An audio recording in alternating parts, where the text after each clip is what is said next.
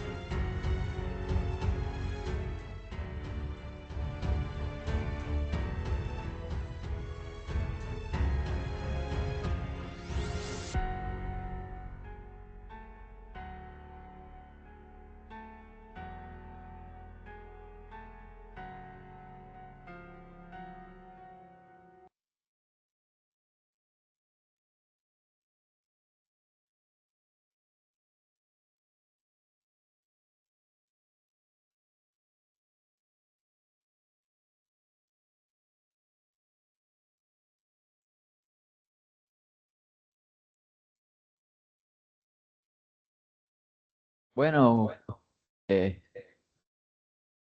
¿qué opinan ustedes del transporte de carga en Colombia? Aparte de ser un reto tan grande para nuestros amigos los conductores, ¿cuáles creen que son los elementos más importantes para el transporte de carga en Colombia?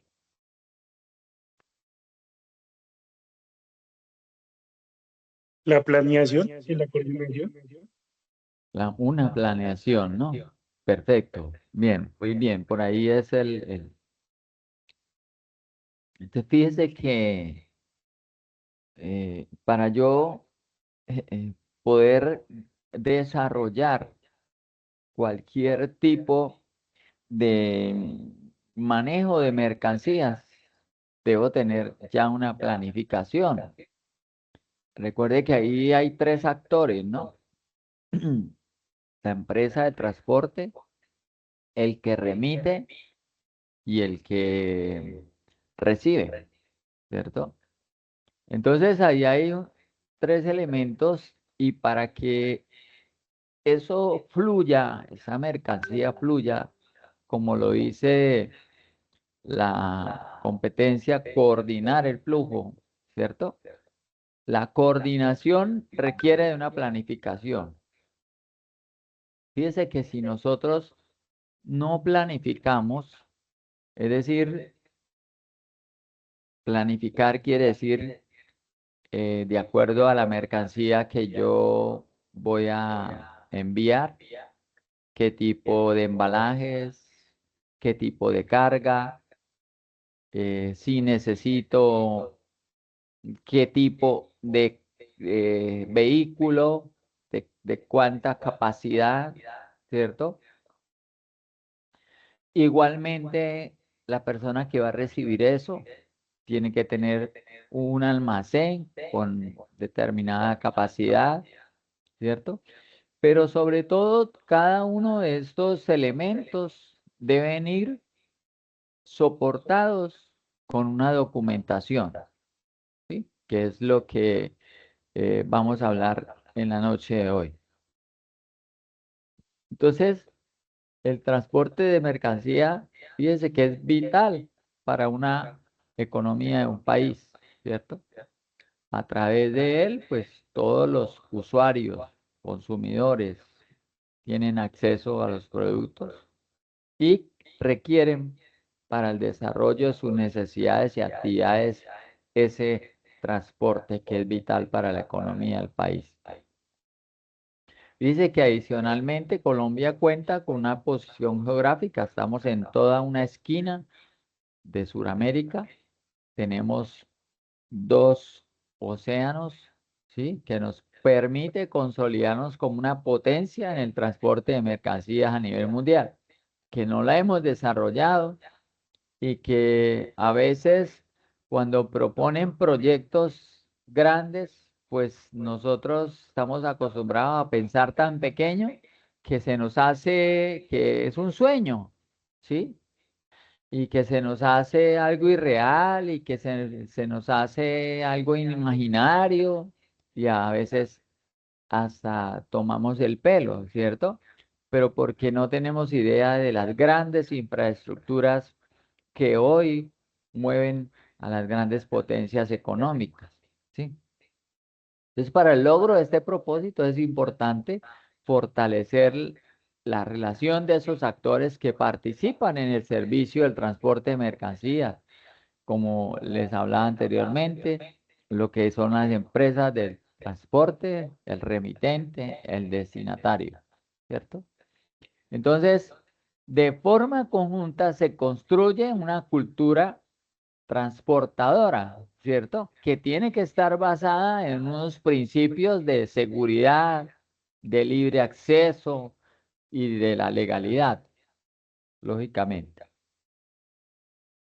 Entonces, fíjese que el transporte de carga pesada en Colombia requiere una documentación específica y detallada que garantice el cumplimiento de las regulaciones nacionales, la seguridad en las vías y la protección tanto de la mercancía como de terceros. Si vimos en el video anteriormente la seguridad de las vías, lo importantísimo que es para la carga.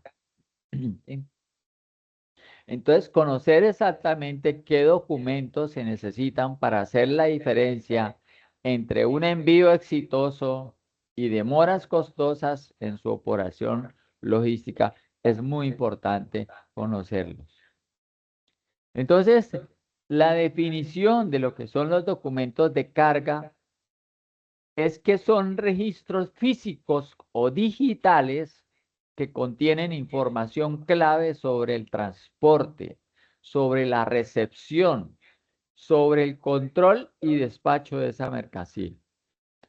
Además, sirve como respaldo legal, operativo y contable en todas las operaciones logísticas. Entonces, esos son lo que son los documentos de carga. Existen dos tipos de documentos de carga. Los documentos cuando la mercancía es nacional o se mueve a nivel interno y cuando la mercancía se va a mover hacia otro país, es decir, de manera internacional. Entonces, cuando la mercancía se va a mover internamente, entonces se requiere un manifiesto de carga, que es un documento obligatorio en el cual se detalla la ruta, el vehículo con sus placas, ¿cierto? La mercancía y los actores involucrados. ¿Quiénes son esos actores involucrados? Los que hablamos anteriormente, el remitente, el destinatario y la empresa de transporte. Existe otro documento que es la guía de transporte o la remisión, que es emitida por el remitente. Esa va a acompañar la mercancía y respalda la operación comercial. También está la factura comercial, que es el comprobante de la transacción entre el comprador y el vendedor. Además, está el acta de recibo, que confirma la recepción de la carga en destino. Y por último, tenemos un formato de inspección que verifica el estado físico de la mercancía al ser recibida o al ser despachada. En cuanto a los documentos internacionales, existe también un conocimiento de embarque, un documento que se llama conocimiento de embarque, Bill of Lading, documento que acredita el transporte internacional, que puede ser por cualquier vía marítima, aérea o terrestre. Está la lista de empaque, o packing list, detalla el contenido, peso y volumen de cada unidad. Está el certificado de origen que acredita el país donde fue fabricado para sus beneficios arancelarios, si es que los hay. Y está la declaración aduanera, que es el documento exigido por la DIAN para importaciones y exportación. Estas características de estos documentos de carga deben ser primero que todo verificables, es decir, que contiene datos los cuales pueden ser cotejados por las autoridades y las empresas. Además, también deben ser documentos normalizados, es decir, que tienen unos formatos establecidos por las entidades como el Ministerio de Transporte o la DIAN. Esos documentos de carga también deben ser legales, es decir, que tienen una validez jurídica ante cualquier auditoría o cualquier disputa.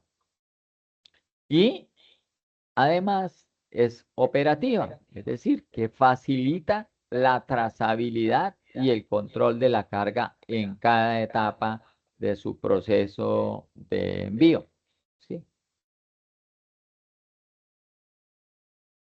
Además, estos documentos de carga tienen una función. La primera función es el recibo. El primer documento es el recibo, que confirma que la mercancía fue entregada correctamente. El control, que permite verificar las cantidades, las condiciones, tiempos y el cumplimiento de las normas. Está el despacho, que autoriza la salida de la carga desde el origen hacia el destino. Y está el seguimiento, que facilita la trazabilidad de la mercancía durante el transporte. Ahora, ¿cuáles son la importancia de estos documentos de carga? Entonces, primero, la seguridad jurídica. ¿Por qué? Porque protege a las partes ante las pérdidas, daños o incumplimientos. Ustedes se imaginan, por ejemplo, la carga que acabamos de ver en el video. ¿Cuánto dinero puede costar una carga de esa? ¿Sí? No sé, parecía como una planta, eh, no tengo idea, pero era algo inmenso. ¿Sí?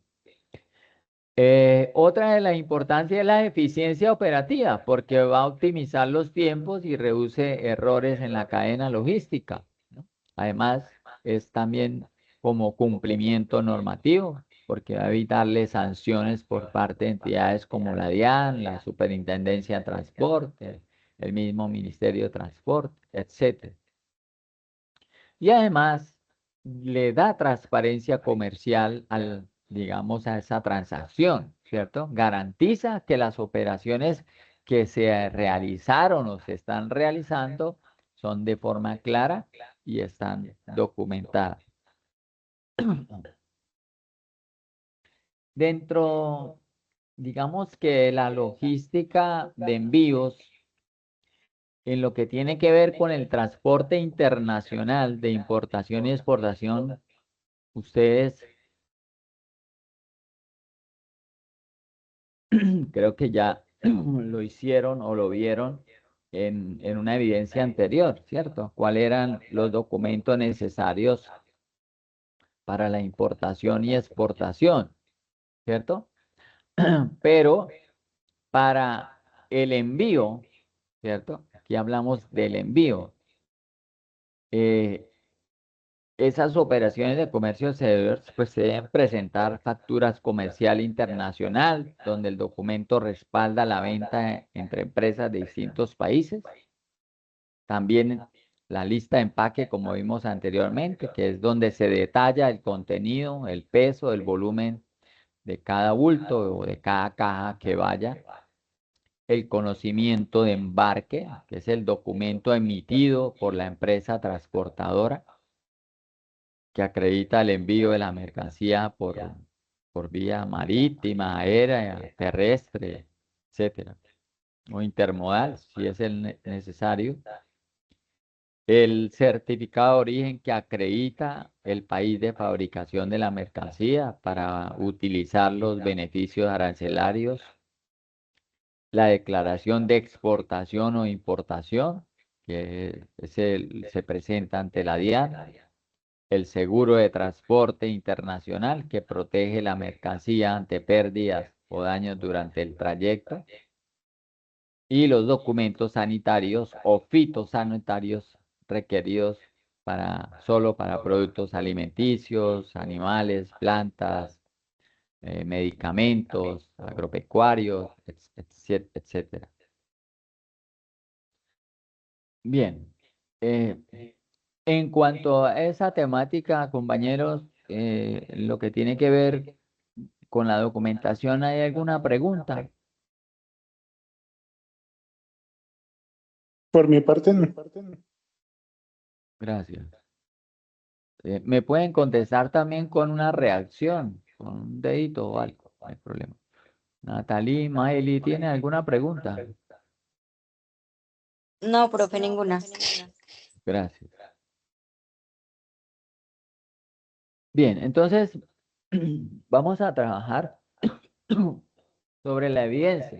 La evidencia es muy sencilla y es un cuadro comparativo de los medios de transporte. Entonces, si nosotros nos remitimos a la guía de aprendizaje, ¿sí? nos dice lo siguiente, perdón. Luego de haber examinado el componente formativo correspondiente a coordinar el flujo de mercancías y entendido lo que es la logística de los envíos, el aprendiz debe hacer un cuadro o un recurso comparativo en el que compare los medios de transporte ideales para los envíos en logística. El cuadro como mínimo debe tener la siguiente información. Entonces, si vemos, por lo menos acá hay tres tipos de medios de transporte logístico.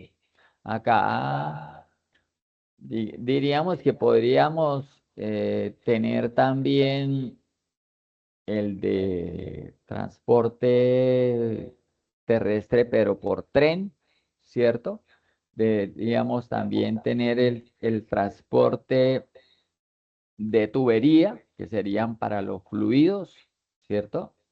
Entonces ahí diríamos que nos faltarían como esos dos medios de transporte, pero dice la guía que por lo menos deben ir estas especificaciones, deben ir por lo menos esto. Entonces, en la parte de arriba de la matriz tenemos el medio de transporte aéreo, terrestre y acuático. Y en la parte, en la columna, tenemos costo, volúmenes, tiempo de entrega, seguridad, servicio y facilidad de seguimiento. Entonces, por ejemplo, yo tengo que señalar, ¿sí? ¿Cuál es, como dice ahí, en un cuadro o recurso comparativo en el que compare los medios de transporte ideales para los envíos en logística? Entonces, por ejemplo, en cuanto a costo, ¿cuál creerían ustedes, compañeros, que es el primer puesto? ¿El aéreo, el terrestre o el acuático? Cuando yo hablo de acuático, puedo hablar de río o de mar, es decir, me estoy hablando de buques. ¿Cuál cree que es el transporte más económico o menos costoso?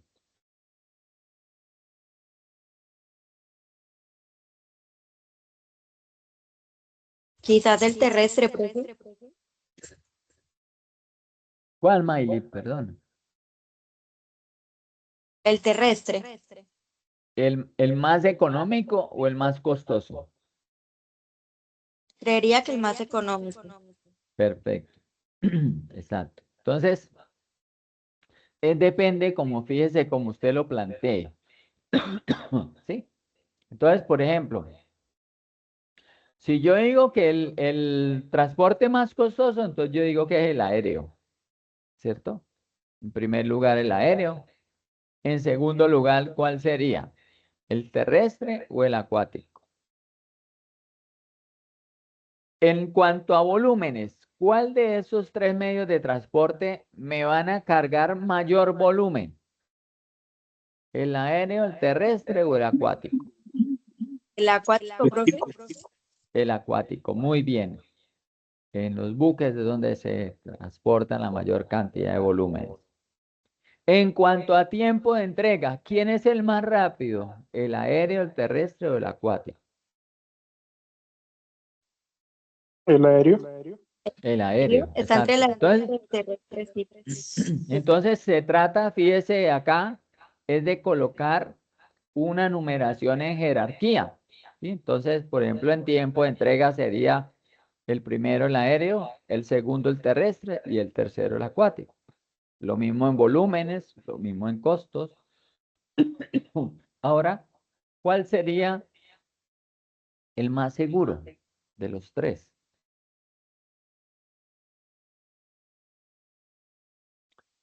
¿Cuál presta un mejor servicio? ¿Cuál tiene mayor facilidad de seguimiento, por ejemplo? El terrestre. El terrestre tiene una facilidad de seguimiento, ¿sí? Entonces, de eso se trata la evidencia, ¿sí? de tener el cuadro, si ustedes le pueden colocar una, 3 o 4 ítems más sobre medio de transporte logístico, pues lo va a complementar más, ¿cierto? Entonces, de eso se trata la evidencia. No sé si ustedes tengan alguna pregunta o duda de cómo se debe desarrollar esa evidencia.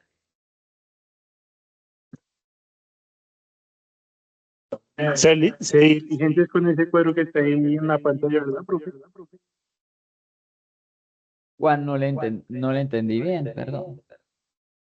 O sea, se desarrolla que está ahí mostrándonos, ¿verdad? Sí, se desarrolla ahí mismo en el cuadro, ¿sí? Entonces, como le digo, si ustedes quieren ampliar el cuadro, por ejemplo, eh, con otros dos tipos de transporte, por ejemplo, para el transporte para fluidos, se necesita es el de tubería. Tenemos también dentro de los medios de transporte terrestre, también tenemos el tren, ¿cierto? Entonces también, si quieren, lo pueden ampliar. Pero esto, como dicen, son los mínimos ítems que debe traer el cuadro comparativo.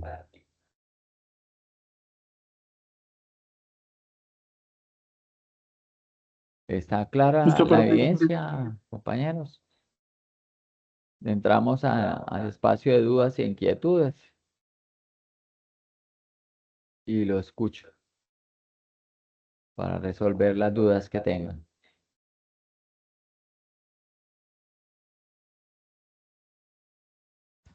Profe, ¿cómo se coloca la información en el cuadro? Usted lo que hace es que primero que todo tiene que fijar el criterio. Si lo va a categorizar de mayor a menor, es decir, por ejemplo, ¿quién me moviliza mayor volumen? Entonces, decimos que los buques, ¿cierto? Entonces se llevaría el 1, el 2 sería el terrestre, el 3 sería el avión, el aéreo, ¿sí? Entonces usted tiene que fijar ese el criterio, cómo lo va a categorizar o a calificar, ¿sí? Puede ser con letras A, B, C o con números 1, 2, 3.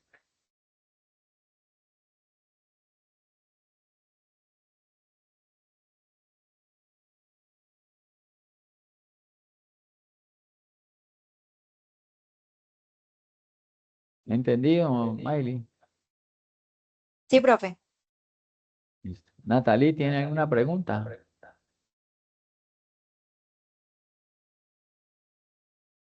Juan, Buenas noches, no, señor, ninguna. Gracias, Natalie. Juan, ¿tiene alguna pregunta? No, no, señor. Perfecto, entonces, muchísimas gracias, compañeros, por su atención.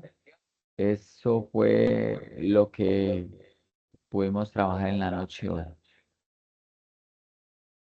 Nos vemos. Quería hacerles una observación. La sesión próxima la vamos a tener el lunes, porque la próxima evidencia es un foro y que según el cronograma, el foro se abre el día martes 21. Entonces nos toca hacer la sesión el lunes 20 para explicar sobre el foro, ¿sí? Para que a partir del martes, entonces ya ustedes tengan abierto el foro y puedan participar dentro del foro. Acuérdense que ese foro tiene unos tiempos límites, ahí en el cronograma está, igual el lunes hablaremos de las fechas en las que estará abierto el foro y en el cual tenemos que participar con unas preguntas rectoras que siempre son los que abren el debate, para que en 8 días, que creo que es lo que dura abierto el foro, ya podemos continuar con la próxima evidencia. Entonces, por cuestión de cronograma, nos toca hacer la próxima sección el lunes.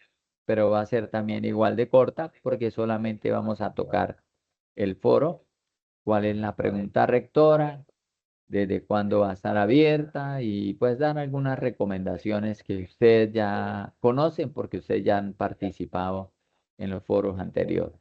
¿Ok? Entonces nos vemos el próximo lunes con el favor de Dios.